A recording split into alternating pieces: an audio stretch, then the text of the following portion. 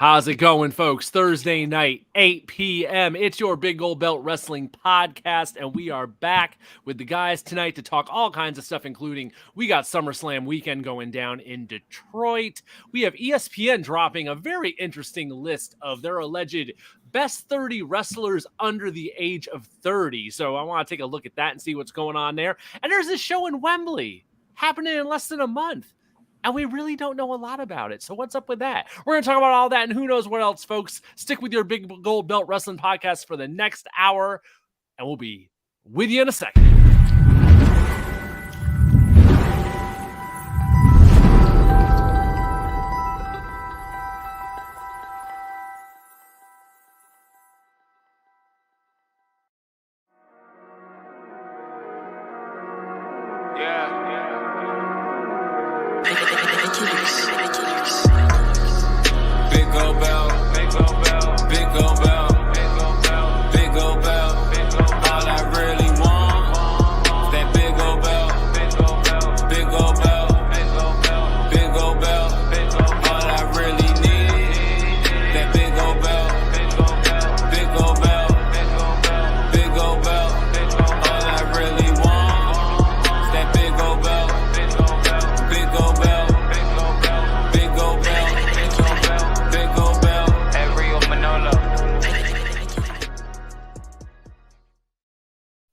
How is it going, everyone? Good to be with you on this Thursday night. I've been gone for 2 weeks, so I'm glad to be back here with the guys. I got Silly Celis to my left. I got the Giant Crab Jabal to my right. How's it going, gentlemen? It's been a bit since I've seen both of you. Yeah, man. How you been? Hanging in there. You know, we're in that home stretch of these last few weeks of summer before school starts. So if you're in a home like I am where there's a kid involved, time's a ticking to get stuff done and get trips done. So That's all that's going on. Getting in the final trips while we can before summer is up. Celis kind of knows what that's like. He's got stuff coming up on his plate very soon too. Absolutely. Got text messages going about it right now. There you go.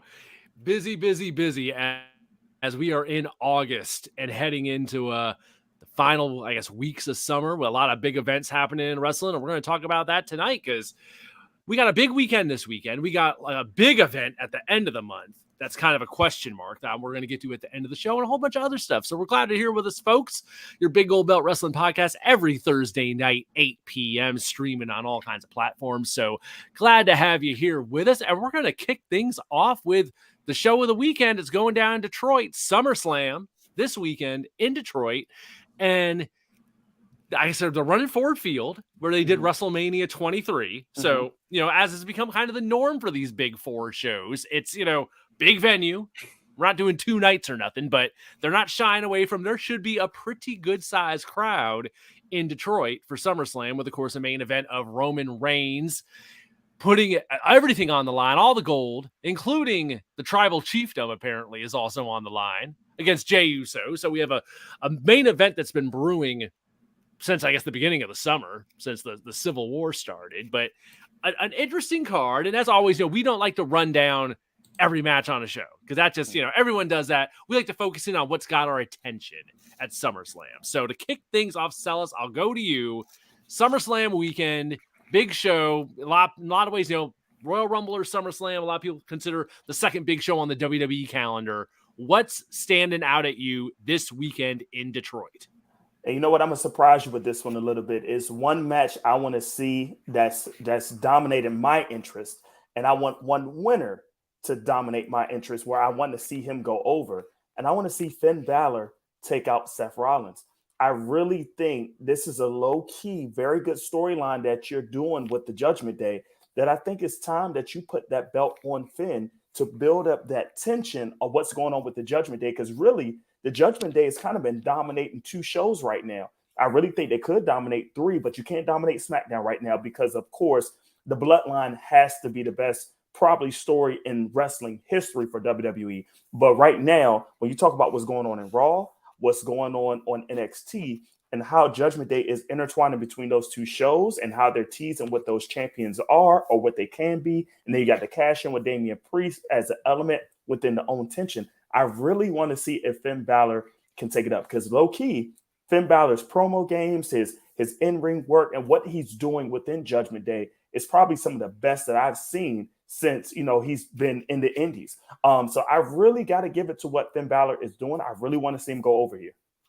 Okay. Now, this is interesting because back at Money in the Bank, I remember you were calling for a title change there. Yes, I was. A month ago. And at the time, I was definitely like, I think it's a little early. They're trying to get, this new title off the ground. Seth's only had it a month, and this is kind of like the first real feud. Yep. And in that respect, it is still the first feud still. It's just continuing on now into SummerSlam.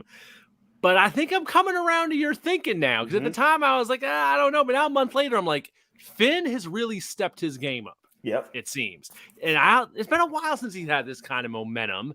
So you might have won me over on this one where it's like, you know what? It might be time to pull the trigger. And in a lot of ways, I mean, the Judgment Day is already hot, but this would just make him even that much hotter. And then you got the built-in story with Damian Priest right there next to him. Absolutely. Holding that briefcase. Absolutely. And that's what you got for maybe up until, Survivor Series, if you want to carry up there, because you can, and I hate to say this, with 2 long title reigns that's going right now, and I know we'll talk about probably this at some point if somebody brings it up, what's going on with Roman Reigns and it was going on with Gunther, you need a belt that's not necessarily a hot potato, but it's okay if you have changes throughout with that belt because you're building up more people to be main event stars. And you got a couple of people on that Raw cusp that could be that main event person for about 1 to 2 months until you get to WrestleMania season. Oh, yeah. We got tons of time to WrestleMania. So between the whole fall, early winter, before we even get to year end and like Royal Rumble build happening, there's definitely time to switch it up. And if they want to get it back to Seth, they can get it back to Seth. But absolutely, the Judgment Day momentum, I think, is kind of key right now. I think they got something special going on. And it's nice to have something other than just the nonstop tribal chiefdom. Yes. Bloodline saga, as it will, going on in WWE. Let's swing over to Giant Crab. Giant Crab, anything on SummerSlam that is catching your eye? The Slim Jim SummerSlam Battle Royal. Largely because it could be a big ball of nothing, or it could be the most ridiculous thing we've seen since the Mountain Dew Lights Out match. Yeah. And that's I'm torn. Like, I don't know what I want this match to be. Do I want this match to be like some type of Slim Jim, tie-in where everybody has, I don't know, some Slim Jim related accident or something like that, or just a regular battle royal? And then, of course, I don't know what the point of the battle royal is. Is it for something? Is not the Andre the Giant battle royal, because that's a different thing. Yeah. So what exactly is the Slim Jim SummerSlam battle royal?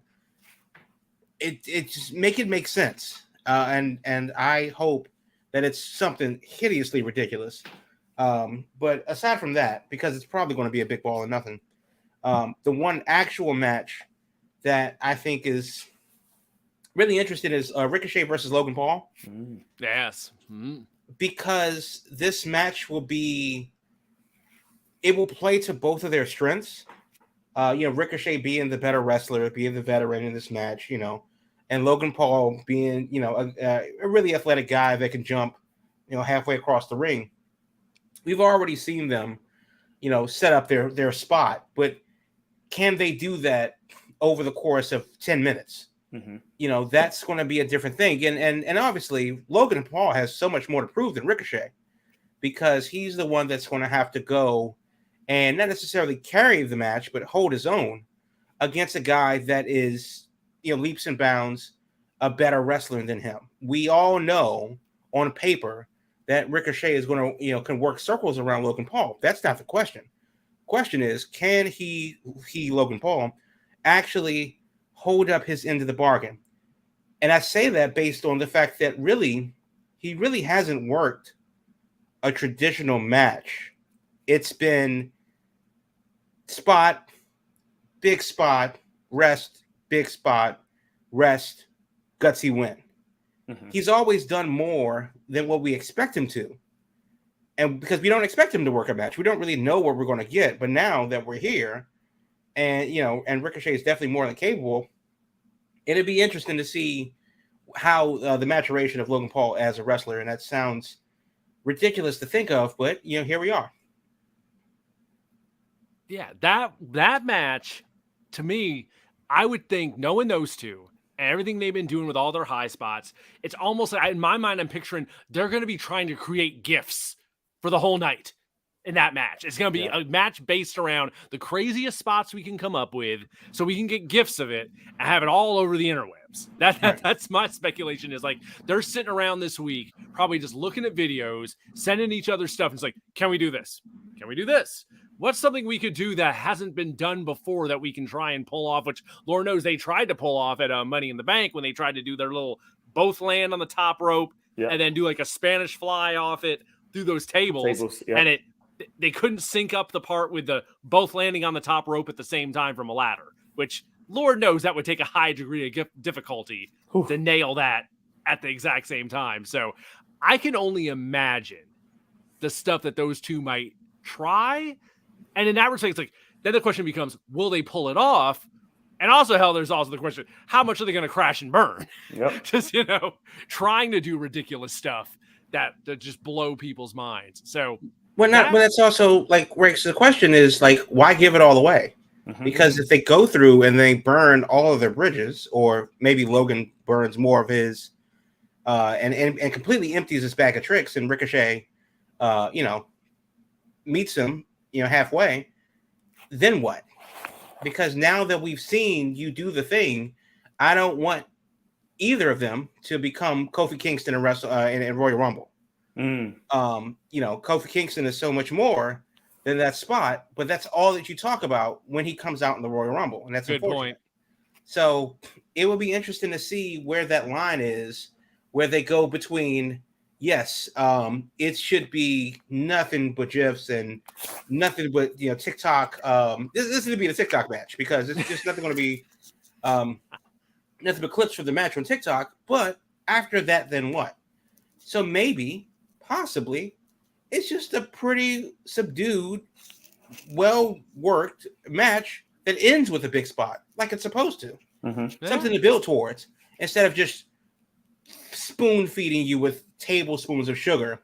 Well, you've had it already, so now what? So I really hope that it's the most intriguing, match to me, because it's the one that's the most unpredictable.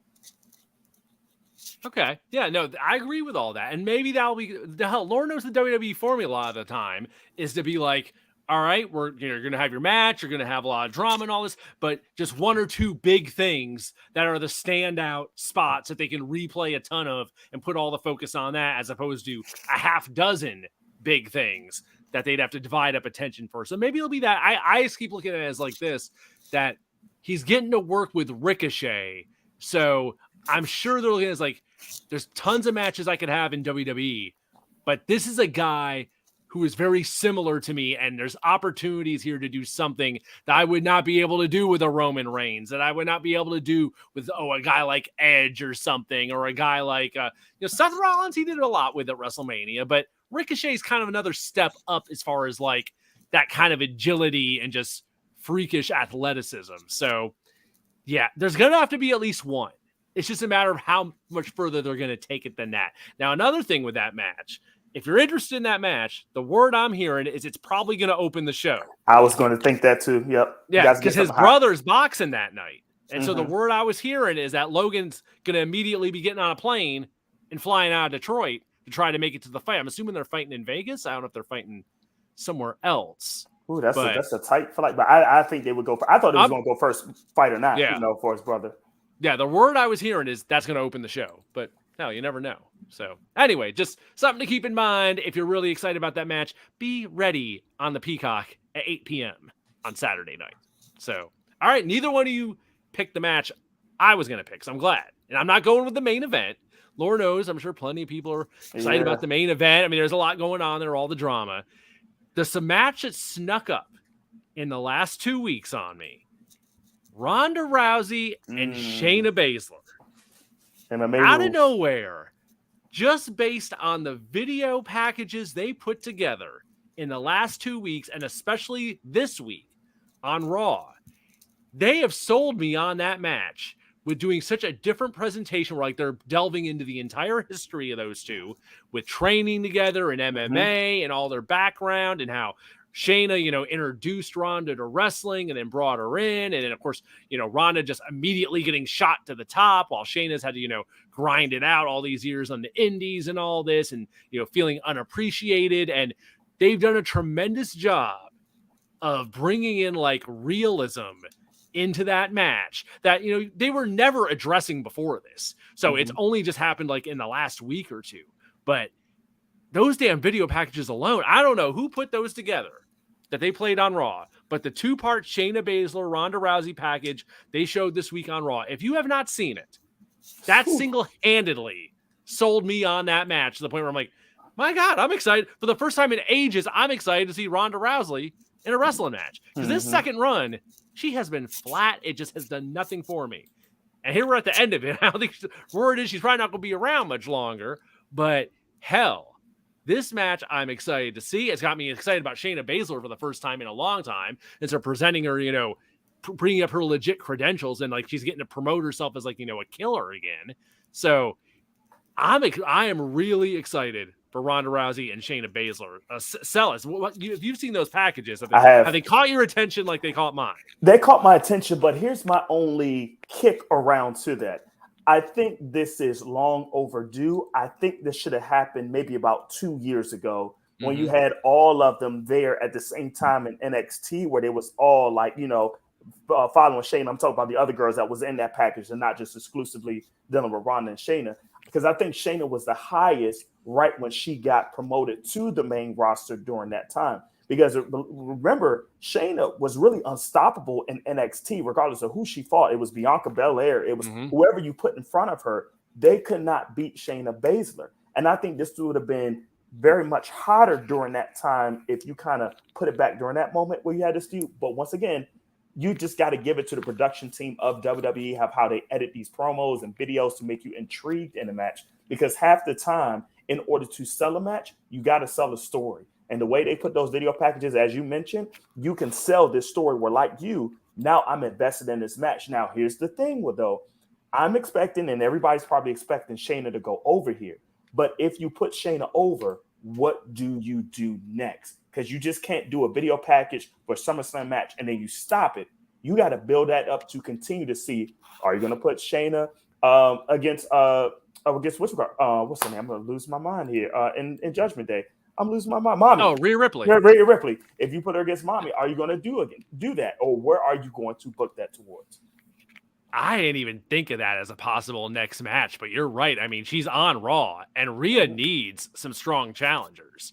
Because they've been doing the whole deal with Rhea where she just runs through everybody. Yep. You might have just came up with the damn blueprint of the map of where we're going with all this. Rehab Shayna with this thing with Ronda and make her a killer again, and then send her after Rhea Ripley. So it's like someone who's, not the typical WWE girl that we've been seeing that Rhea's been able to run through in like, a couple minutes. So Celis might be booking the fall here for WWE right I'm there. trying to help you out, WWE. Put me as a writer. I'm not on strike.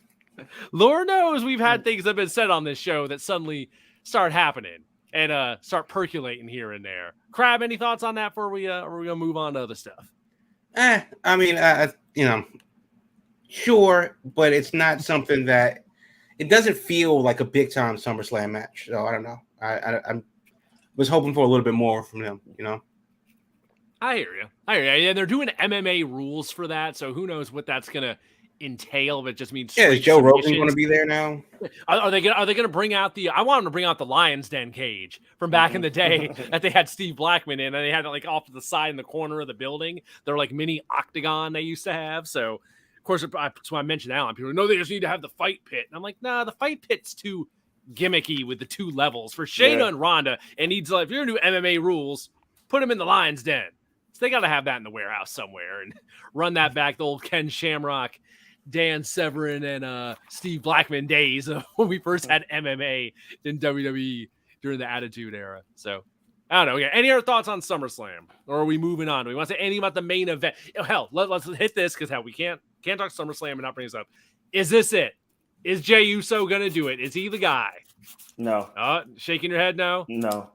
What we think you got to continue the story. And I was listening to some other podcasts today, and I'll say this: the way it's looking like now, because right now we're in August, and I see how this is going. What I do want to happen is I want more family members to be a part of this match. I'm expecting Jimmy to be back in this match to affect it somehow. I maybe see a solo swerve in this match to make you think, okay, are you with Roman? Are you with your brothers? What's going on? But at this point, it's going to have to be Roman futuristic for Cody at WrestleMania 40.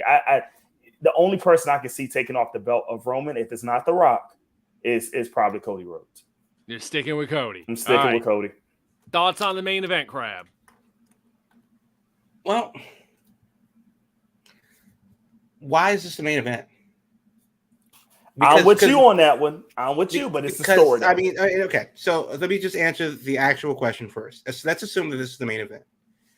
I don't think this is where the story ends. I think Roman's first loss needs to happen at WrestleMania. I think that if his first loss doesn't happen, or his first singles loss, or he loses the title, rather, let's just go with that, because I think he has lost in a match before, but not, directly.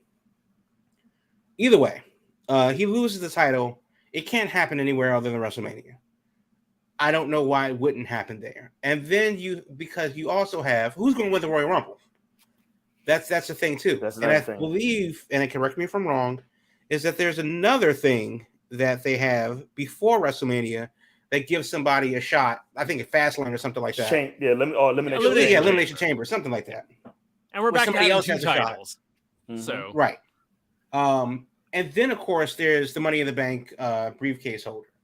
So why take Roman out of the picture now? And because if that's the case, and it's not a burial of Roman, but if that's the case, you take him out of the picture now. You have Survivor Series and the Royal Rumble coming up within the next 3 months. Yep. What does he do then?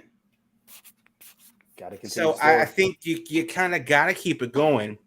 Not the SummerSlam isn't a big deal, and I'm glad that it's in a football stadium. I'm glad that 50,000 people are going to be there, and the whole weekend and all that good stuff too. But it ain't WrestleMania. Mm-mm. And I think that's the space where it kind of has to happen. Now, who dethrones him and whatever, that's still a question for WrestleMania. I don't know how I want it to play out yet, because it would be interesting if Damian Priest just says, fuck it, and just, cashes in and does a thing on everybody. Obviously, there's room for The Rock to be brought in some capacity. Obviously, there's room for, Solo to turn, or, Jimmy to turn, or Cody Rhodes to come in and interject. And why end that now? And that's why I think SummerSlam might not be the move. And do they have another Saudi show this year coming up? I believe so. October, yeah. Okay, so that was October. I still think so. They gotta sell that. So you have Survivor Series, which could be your Roman's gang versus the Usos gang. It could be the Royal Rumble coming up. You have a Saudi show to sell. I don't think you do that without involving Roman, because if he loses, he goes away. He has to go away. I don't think Roman loses and then comes back the next night on Raw. I want a rematch. Well, yeah, there's no point in him losing the belts just to win it back like a month later. Not when you're on this huge streak. Yeah. When the streak ends, he's got to go away for a while. Exactly. And knowing that has to be the case, if it's August now, and then we have October, November, January, I think Roman's got to keep it till at least the Royal Rumble. Agreed. So at least at the Royal Rumble, which is what we said last year, they can do a thing, get it out of the way, and then have a fresh race towards WrestleMania. Elimination Chambers in there somewhere, and then just set up this block for WrestleMania. But right now, I think you got to run with it at least to the end of the year. Agreed. All right, stay in the course. My thinking is this. Now the real question is, elephant in the room, why is this the main event?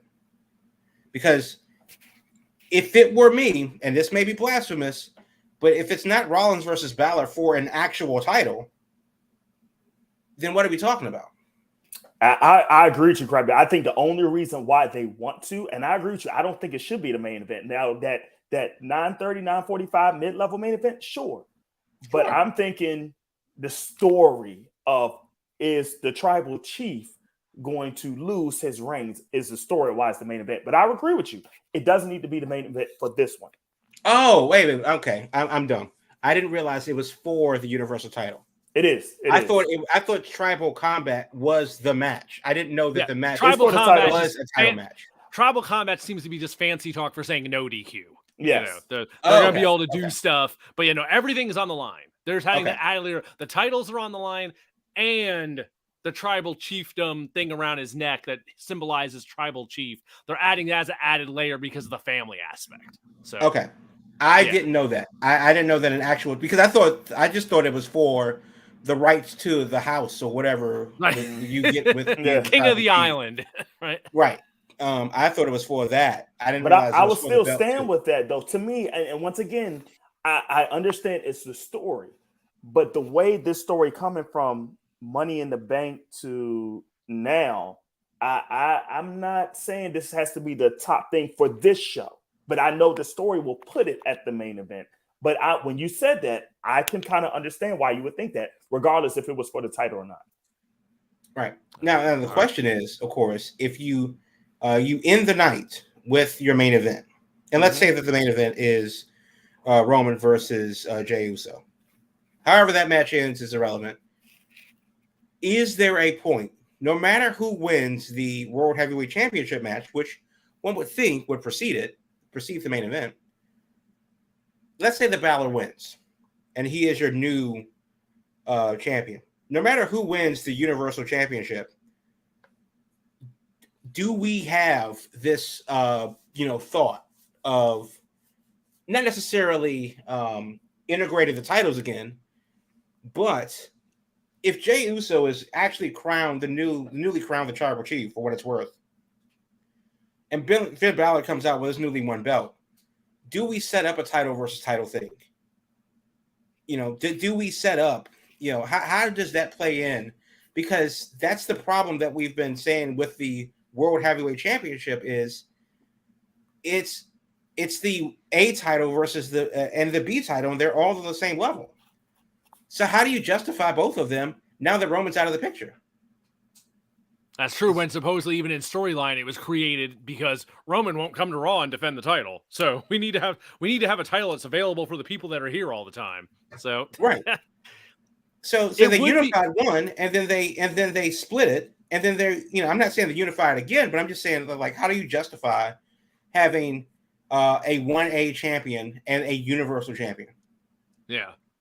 It'd be and thinking about that, you just made me think, it's like Jey Uso with the Universal title and Finn Balor with the World Heavyweight title. That would be a really different top mix in WWE from what we've had. That would be very unique, those two on top. Right. Not that they wouldn't deserve it, but it's just more to the point of how do you justify the existence of one or the other? Mm-hmm. Yeah. Because even the Universal Championship, and granted, they did combine the two belts and make it into one again. It's still like, and that's also another thing too. Now that we have whoever wins the Tribal Combat, can anybody, vie for that title as well? Can we have someone from off island challenge for the King of the Island title? Right. Like, it's like Samoa Joe, coming, or I think he's too busy with Twisted Metal right now. Maybe. All right, there we go. We're almost at our halfway point. This is a perfect time to switch gears here. So stick with us, folks. When we come back after our commercial break, we're going to have the Indie Wrestling Spotlight that we always like to hit on. Yep. And then we'll switch gears, get into this ESPN Top 30 Under 30 list, and talk some AEW all in the second half of our show. Stay with us, folks. Your Big Gold Belt Wrestling Podcast will be back right after this. Big Gold Belt Media is your golden standard for all of your media needs. Visit BigGoldBelt.com for pro wrestling info, movies, comics, and even more digital content. On all of your social medias, follow us at Big Gold Belt all across the board. Listen to this show and more on your SoundCloud or wherever you get your podcasts.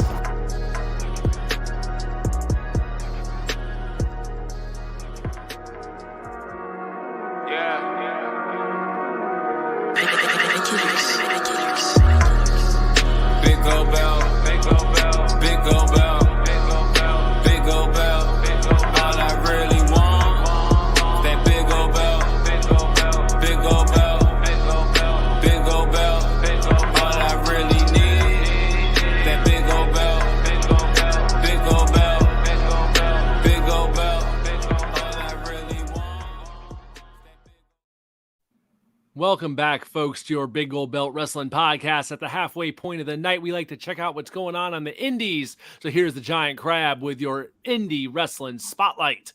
And next weekend, we go to San Antonio, Texas. It's Mission Pro Wrestling. I haven't seen a Mission Pro show in a minute, and I'm glad that they are back at it. It's August 12th. Mission Pro Wrestling presents Boiling Point. That's 5 p.m. Local time, 6 p.m. Bell time, 5 p.m. if you're a VIP ticket. 6 p.m. bell time. You can get your tickets at missionprowrestling.com.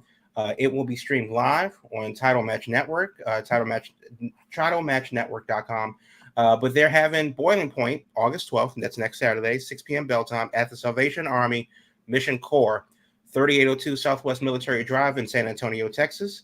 A lot of your Mission Pro regulars on the card. Maddie Rinkowski, Rachel Shanae, a lot of. I didn't know that Izzy was on the card either, but apparently she's. Oh, jeez. yeah, Izzy's working matches. She's working matches. She's facing Jasmine Allure, who's good for Izzy, getting it done. But Mission Pro Wrestling, they've done a hell of a lot of work out there in the South Central Texas Hill Country area, San Antonio. But it's August 12th. It's Boiling Point. You can watch it on Title Match or be there at the Salvation Army, 3802 Southwest Military Drive in San Antonio, Texas. You can get your tickets at missionprowrestling.com or check them out on the Twitter or on the X. No, fuck it, the Twitter at Mission Pro WRES. Mission Pro WRES on the social media shenanigans. So that's next weekend. Mission Pro Wrestling Boiling Point, the trendy spotlight for this week.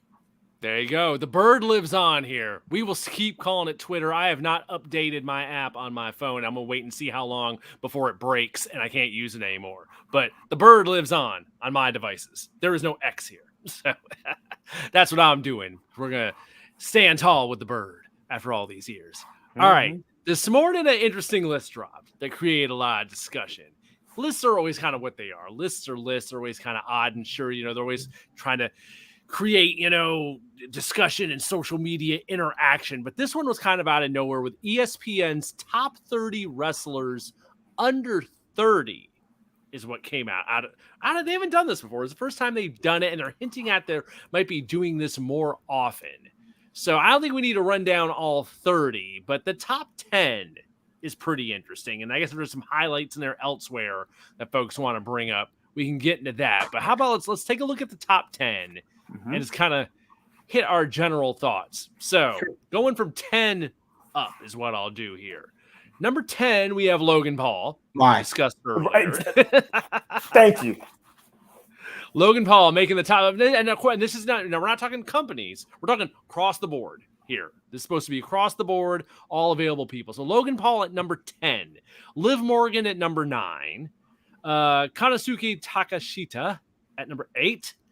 Carmelo Hayes at number 7. Braun Breaker at 6. Dominic Mysterio, Dirty Dom, gets number 5. El Hijo del Vikingo gets number 4. Austin Theory at number 3. I have some thoughts on that for sure.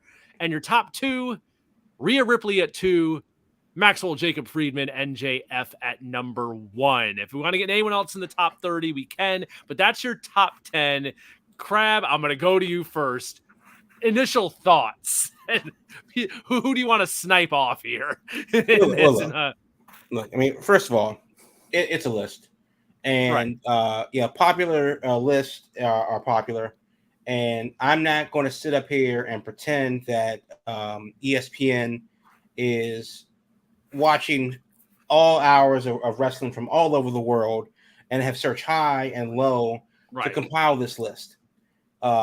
If you look at the people that they have from different promotions, you have New Japan, AEW, Impact, more New Japan, Stardom, one guy from Noah, a lot more AEW, a lot more NXT, a lot more Stardom, and WWE, and then of course number 1 being from AEW and number 2 being Rhea Ripley. I didn't see anybody from CMLL. I didn't see anybody from any of the major indies. No CZW, no Defy, no major indie talent that are working. So it's not really a matter of like, oh no, ESPN, how could you not put this list? Well, they clearly don't watch 90% of wrestling. They watch the things that they have subscriptions to. And somebody has a Peacock subscription. Somebody watches Dynamite. Somebody, because they watch Dynamite, they know what New Japan is, and so on. One thing I will say is that Jordan Grace made the list at number 24, so good for her. I think that's solid, but it really comes down to like, how do you put X over Y? Because if you're telling me that at number 26, Ilya Dragunov is that much worse than Logan Paul, I'm going to ask what kind of crack you're smoking. Then I'm calling the DEA. All right. If you're telling me that Daniel Garcia, Masha Slamovich, and Tyler Bate, 27, 28, 20, 27, 29, 28, in that order, are that much worse, than Logan Paul. And again, it's easy to point out Logan Paul because he's Logan Paul. But they also put him at number 10.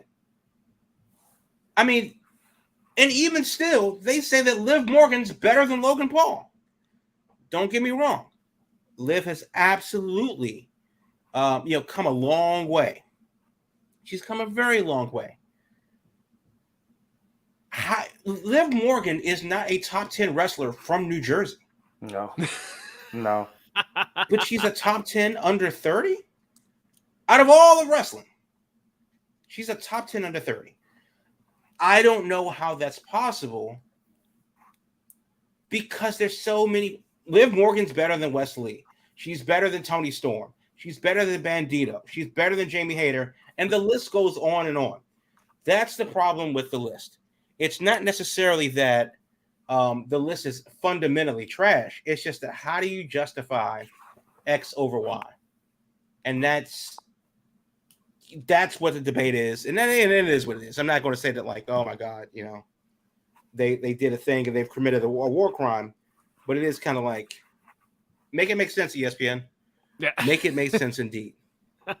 I think Logan Paul at 10 caught a lot of people's attention. The one that got Austin Theory at number 3. I don't care if he's been U.S. champ for a darn long time. Austin Theory's been doing the same stuff forever. My problem with Austin Theory is just he has been the same guy for, it feels like, years now.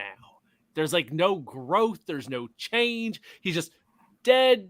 He's at this level and he just stays there.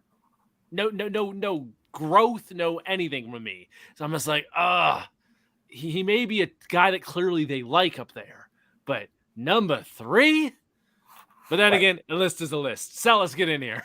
Yeah, so I was going to say that list is the list. I'm just really interested in whether, let's say, top 3 parameters they use by this list. And I'll even throw 2 people. I'm going to make this a judgment day show for me.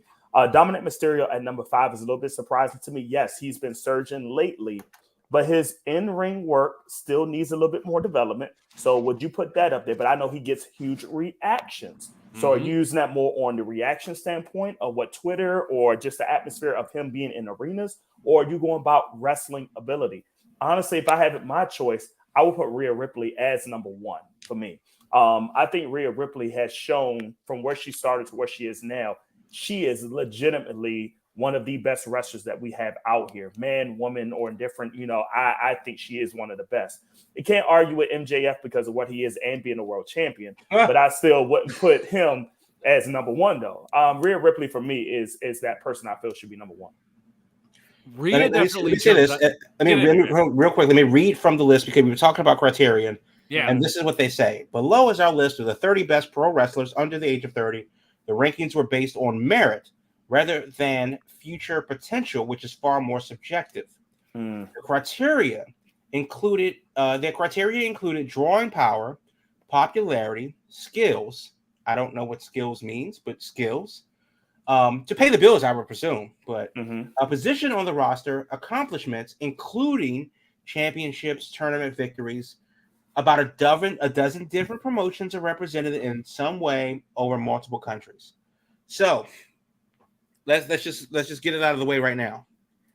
You are booked to be what you are.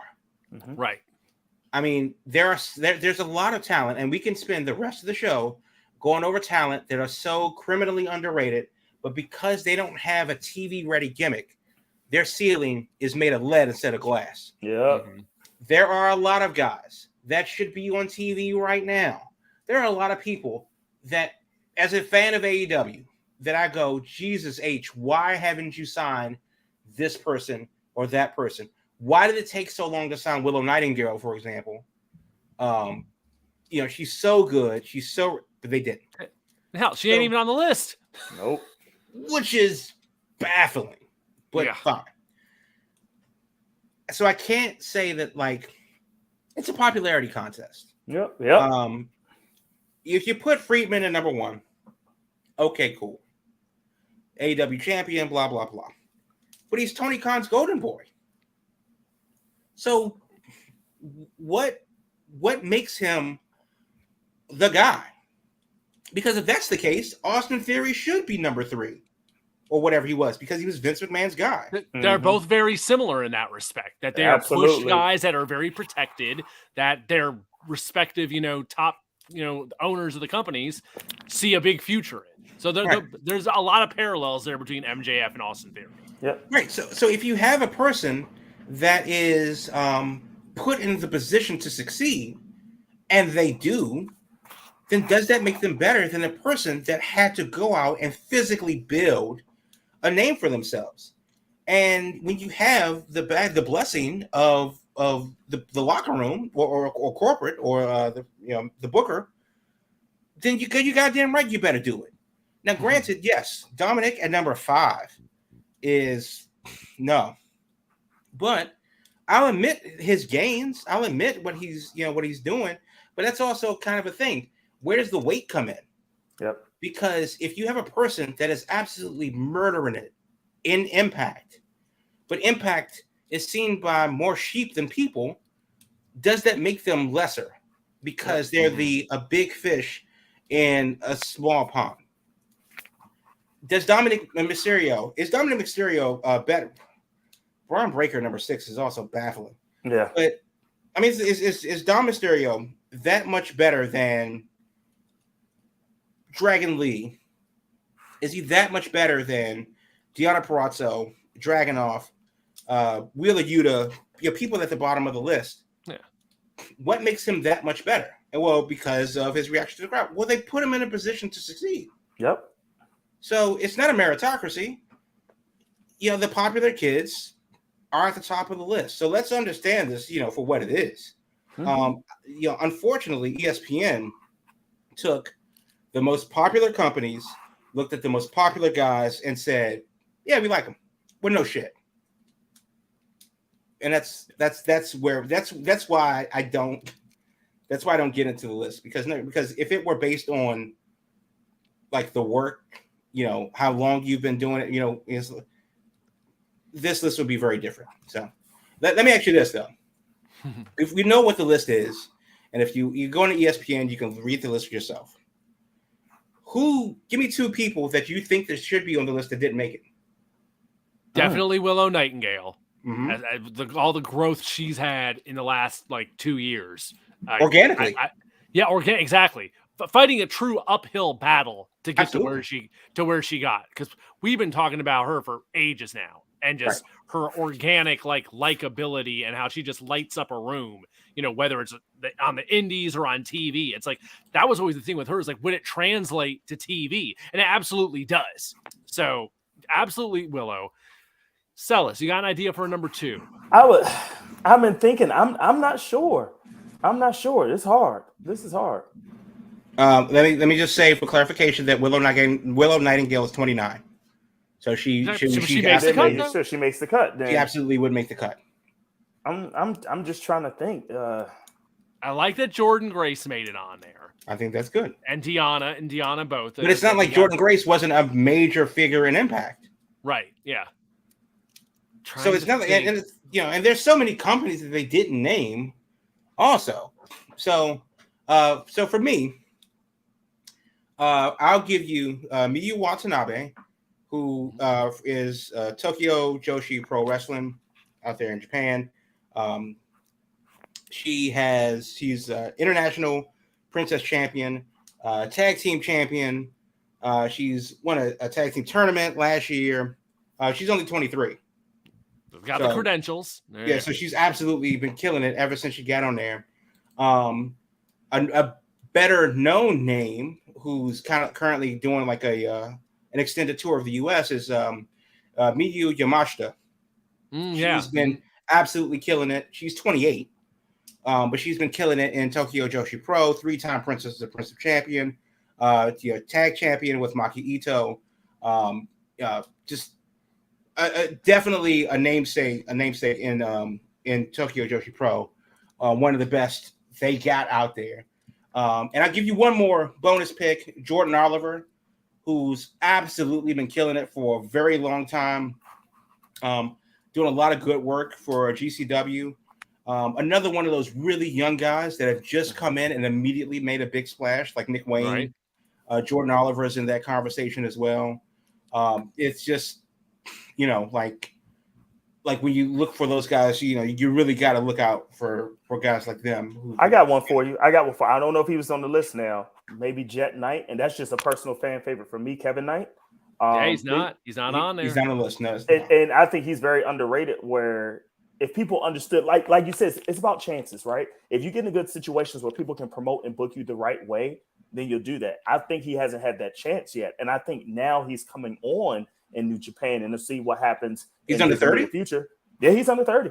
Okay, yep, he's under 30. He's definitely a guy whose stock has gone up in the last few months. Summer's been very kind to him, like a lot of people on this list. So interesting. Yep, So 26 years old, 26.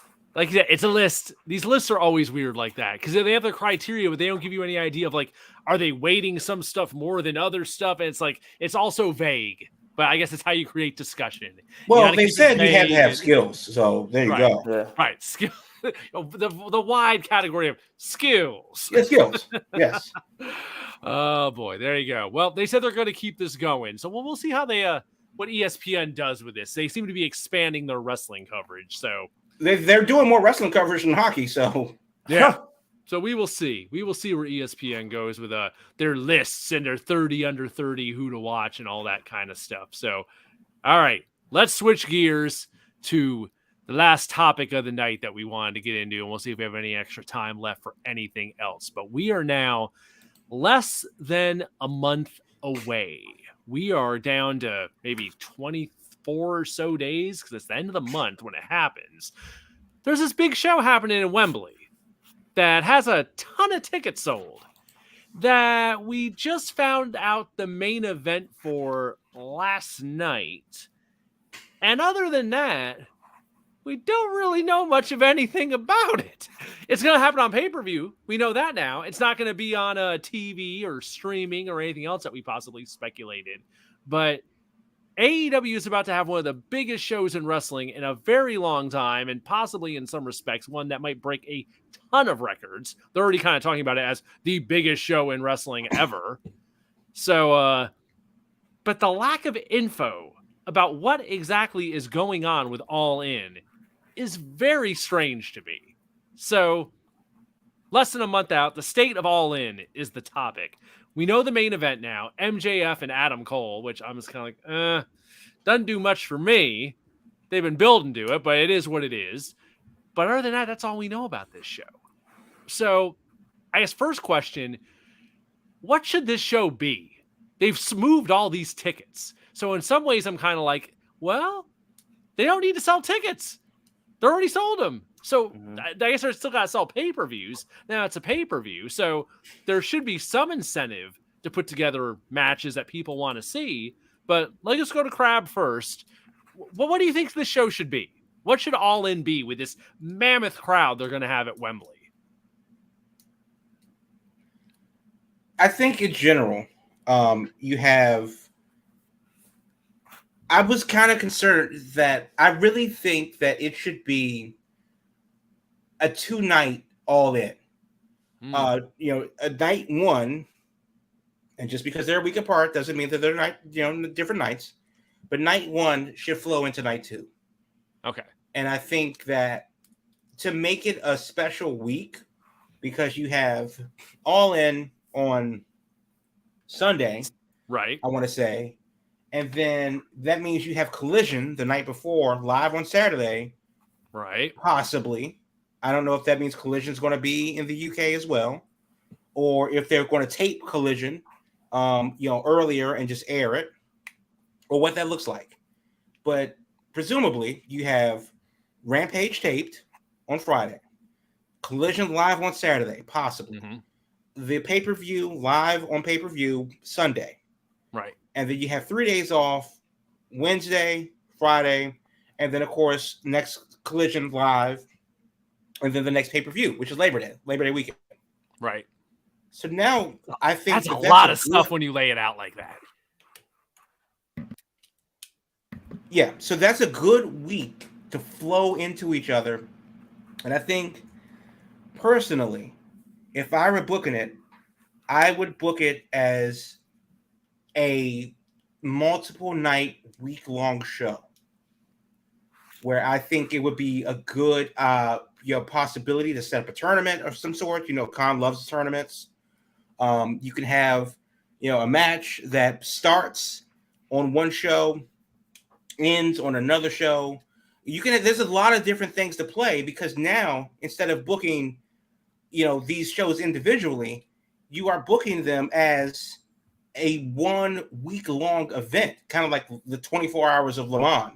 It's not, a 2-day race. No, it's 24 consecutive hours. Could you imagine the amount of storytelling that would have to go into booking 40 hours of shows as a 140-hour show? That would be unprecedented. And I think so that neither side could slight it, because obviously you're going to have people in the UK going to the show and they're going to see a thing. Do you shortchange them because you don't want to blow your wad on that show and then have it being slighted by All In? We've already seen what that looks like. And that's what happened between Double or Nothing and Forbidden Door, which is a couple weeks later. If you're making me choose to spend $50 on one of them, because I only got $50 to spend, do I spend it on Double or Nothing, or do I spend it on Forbidden Door? Well, Forbidden Door has more entry because it's a once a year event, where Double or Nothing is just a very special Dynamite. Well, Forbidden Door it is. But now that we're here with All In and All Out, which do you spend your money on? Well, I think if you tell the story as one long show over the course of a week, you're writing the show as a miniseries, basically, then you don't really have a choice but to be all in on the whole package. And I think it would be smart if they could do it that way. You sell the thing as one pay-per-view for $80. You get 2 shows for $80, or right. One for $50, or whatever the package deal is, whatever. But if it's that big, that's something that's never happened before. Because even WrestleMania is night 1 and night 2. It's not WrestleMania. Right. Yep. WrestleMania is just 15 matches over the course of 2 nights. I'm saying this should be one show over the course of 7 days. That would be absolutely bananas, batshit crazy levels of storytelling. I'm not even sure what that story looks like, but it would be interesting to end a show, and I just think it's interesting to pick up a match and suspend a match until the next show. People will be livid. There'll be riots in the street. If you had a title match that went 60 minutes and they said, well, give me 5 more minutes. Cool. On Wednesday. We're going to pick it up there. We're going to pick it up back in the States. Right. Or we're going to pick it up in a week at All Out. Hell, now, do you do that? Do you do a deal where WWE tried this back in the day? That Survivor Series 1990. It was 90 when they did big angle on Survivor Series, convoluted finish. We're going to run it back on Tuesday in Texas on a cheap pay-per-view to run back the main event. But you didn't know it going into the show that there was another show coming. Didn't do that well because it was just so last minute. And even with like a cheap, like $15 price tag for the second show, people weren't looking to open their wallet twice. This is a bit different because we know going in, there's two shows. And I like your idea of if you sell it as a package, I like the idea of $50 each show separate, $80 for you get the double deal and you get $20 off. That's what they should do. I like that idea. Yeah, they should do that regardless. Yeah. Yeah. Because 2 shows, as high priced as these shows are, it's going to be a tough sell. And all the curiosity factor going in is on this Wembley one. All Out is like, who knows? It's the end of the thing. It's the end of the week. So who even knows what that's going to be? But yeah, if you somehow do it to where it all goes together, but I think they're going to have to make that clear going into all this. I don't think they can do something where, but again, Wembley show the story can be the story. I don't have a problem with that because you have, Ricky Starks is on a rampage. Right. Why wouldn't he want to challenge a major title at the end of it? Well, I'll see you in a week. I'll give you a week to prepare. Okay. But then again, you also have 3 shows that you got to get through. You got to get through 5 hours of content. And so why not just carry that over?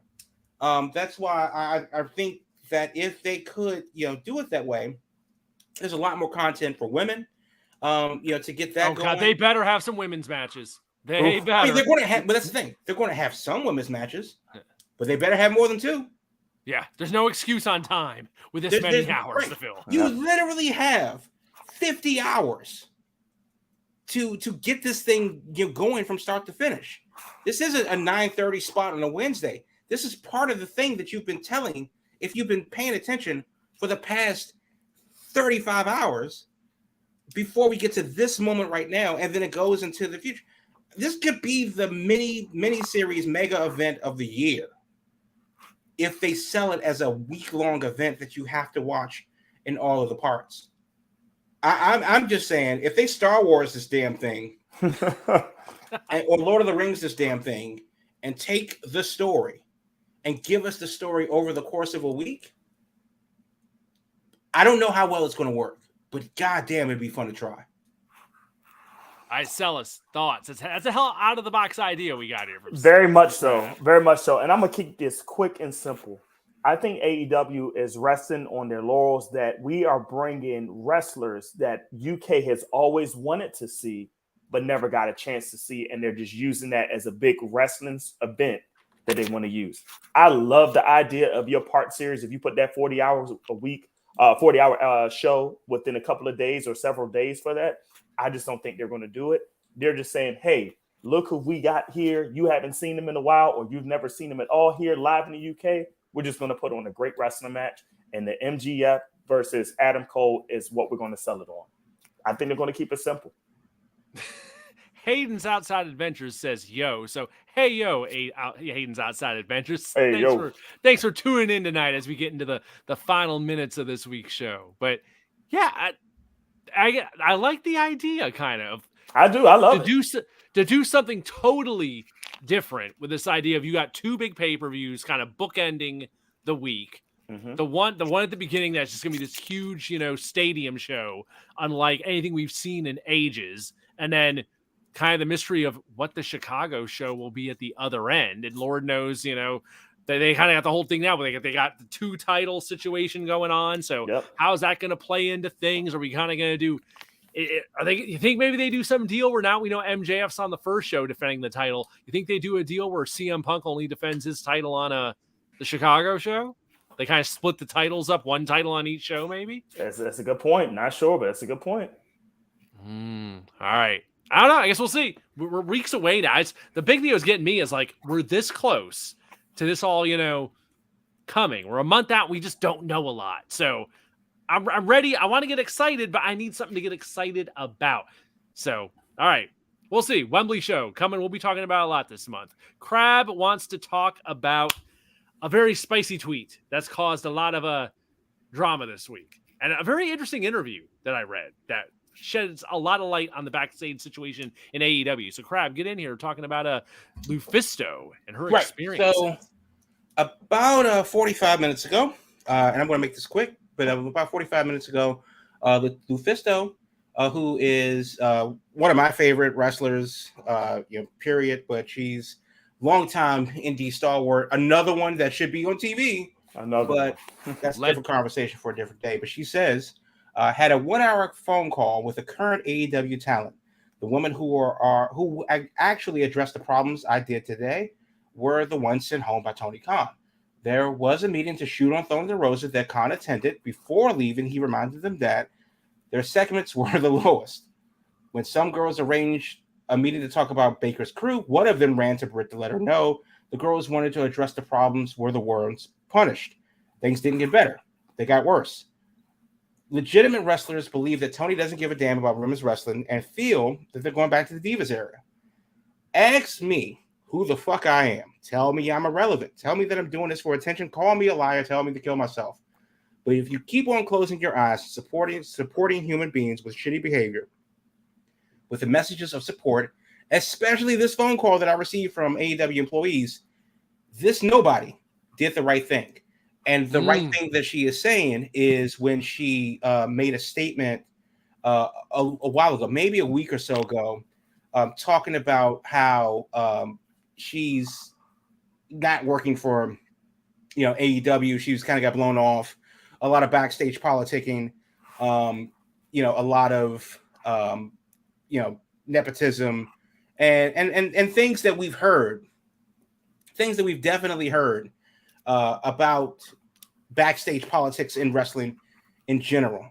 July 27th, the original tweet was, and I quote, "It's cute how people blame booking for a bad women's division. Talent with too much power, talent denigrating each other, talent trash talking each other, trash talking potential employees so they never get in as soon as they walk in. It starts here. Signed, the one you called effing French Canadian asshole." She's from Montreal. So that's a conversation that we'll definitely pick up next week. But the long and short of it is that we've heard this story before. Mm-hmm. This sounds like what Big Swole said in their interview all of them New Year's Eve a couple years ago. Yep. And unfortunately, it sounds like a lot of the same elements haven't changed behind the scenes, even though on the surface it seems that the wolf wants you to believe that everything's good. Yep.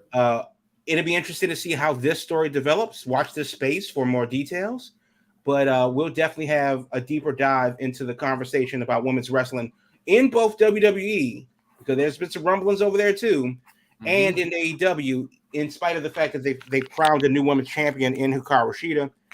Was that done as a response to this bad press? Was that always the plan? Is Khan suddenly trying to save face? Because Shida's been running back and forth to Japan, every other week doing her acting thing with her acting troupe, Makai.